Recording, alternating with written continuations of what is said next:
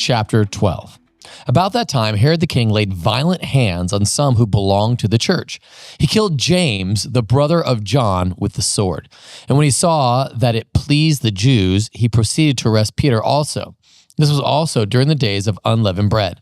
And when he had seized him, he put him in prison, delivering him over to 4 squads of soldiers to guard him, intending after the Passover to bring him out to the people. So Peter was kept in prison, but earnest prayer for him was made to God by the church. Now, when Herod was about to bring him out on that very night, Peter was sleeping between 2 soldiers, bound with 2 chains, and sentries before the door were guarding the prison. And behold, an angel of the Lord stood next to him, and a light shone in the cell. He struck Peter on the side and woke him, saying, "Get up quickly."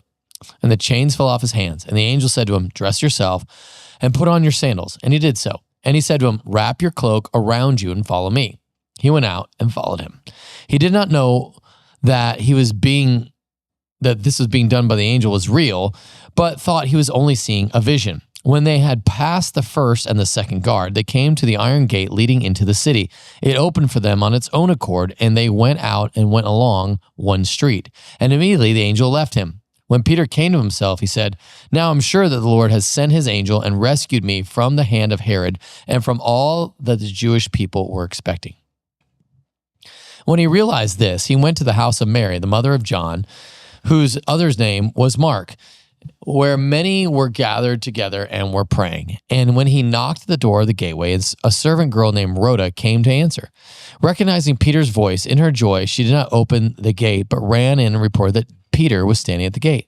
They said to her, "You are out of your mind." But she kept insisting that it was so, and they kept saying, "It is his angel." But Peter continued knocking, and when they opened, they saw him and were amazed. But motioning to them with his hand to be silent, he described to them how the Lord had brought him out of the prison. And he said, "Tell these things to James and to the brothers." Then he departed and went to another place. Now, when day came, there was no little disturbance among the soldiers over what had become of Peter.